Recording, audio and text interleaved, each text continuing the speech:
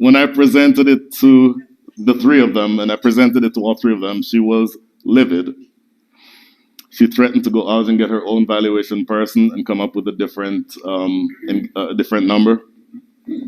Everything I do, I prepare it as though I have to defend it under oath.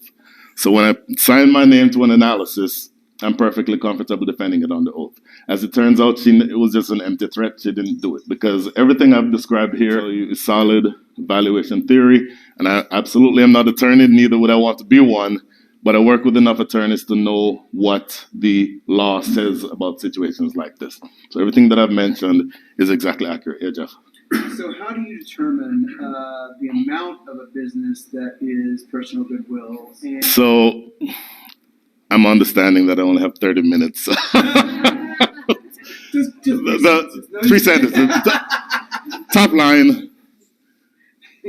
Goodwill is people who do what I do for a living who prevent or present a goodwill number that can be attacked in court.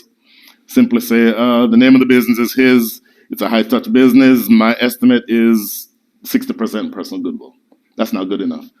That is very challengeable. You could use that same analysis and say 60% or 80% or 90%.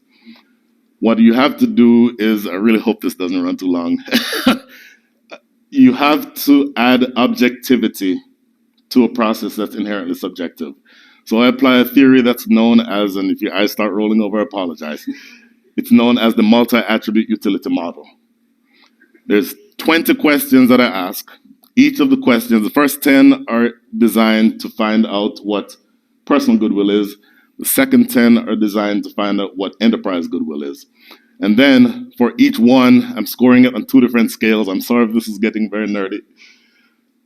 Two different scales. One is called the existence scale, meaning does it exist in the business? The second is the importance scale. How important is it? And so for each question, all 20, half of which are personal goodwill, the other half are enterprise, I'll have two different numbers, right? Then I have a math problem. I multiply for each question, this number by this number, total.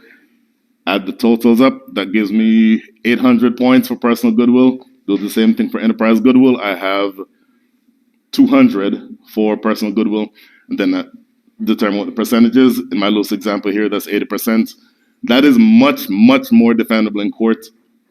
You can probably, if you are an attorney who is on the other side, you can maybe play around on the margins. Okay, instead of 8 out of 10, this one maybe should have been 6 out of 10. But it's not going to change the overall analysis very much because there's something objective and something calculable and something defendable about it. Just a second. You have questions, sir? Yeah. So in this case, if you were representing Becky, before you even say anything else, I am not representing either side. Okay. I am. The baseball analogy I use, I'm less of a coach and more of an umpire. So, exactly. So, in this case, it was Marion, I forget the names I use now. The two, husband and wife, is who hired me.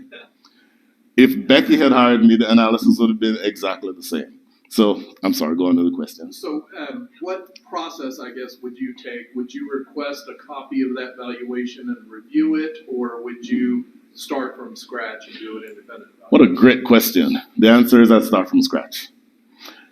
Human nature means that if I see a number first that I'm supposed to be going against, Yep. then automatically I'm motivated, even if I try every professional trick possible, I'm motivated to come up with a number that's different from that. So if sometimes I'm retained in a case where there is already an existing valuation, and my number one rule is I don't want to see that valuation until I finish my own process, because then it becomes that sort of human nature part takes over a little bit. This is all brand new to me, so can you explain when you talk about lack of marketability? Mm-hmm. Can you explain more what do you mean by that? Remember my example about having $1 million to invest? You can either invest it in a $1.8 million business or a $2.2 million business. If you invest in the $2.2 million business, that piece is not going to be you're not going to be the controlling owner. Most people, if you invest in a business, you'd prefer to be the controlling owner versus the non-controlling owner. Therefore, it's a recognition of the fact that this item or this asset that you're going to be investing in is not as attractive as the one where you have control, right? So the first discount for lack of control, meaning if I want to make this asset or this investment more attractive, I have to discount the price of it, because if it's going to be the same price as the controlling interest, everyone will just select the controlling interest. So there's actually two discounts. One, because there is no control, and then the second, because there is no control, it's not as marketable. Does that make sense? Doing the same thing twice. Exactly. That's exactly right. It does seem a little double jeopardy there.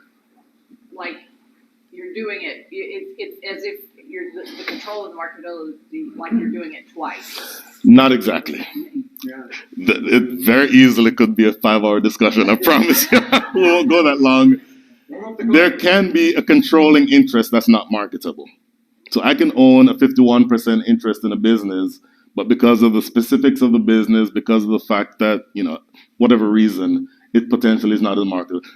Clients will tell you that if there is just the nature of it being a privately held business in and of itself, you have to incur selling costs. I have to go to Clarence. Clarence has to list it. You have to pay Clarence at some point. Of course, he doesn't work for free. So the fact that, let's say, compared to an ownership interest in a public company, if you spend the same amount of money to buy an interest in a public company versus a private company, public company, you know what the price is. Just look at the ticker, multiply it by the number of shares you want to buy. That's the price. With a non-public company, with a private company, there's costs involved in trying to get that sold. So by definition, that's not as marketable. In fact, most valuations that I do that involve a private company, there's at least a consideration for lack of marketability, whether or not it's a controlling interest. So there's actually two different components, if that makes sense.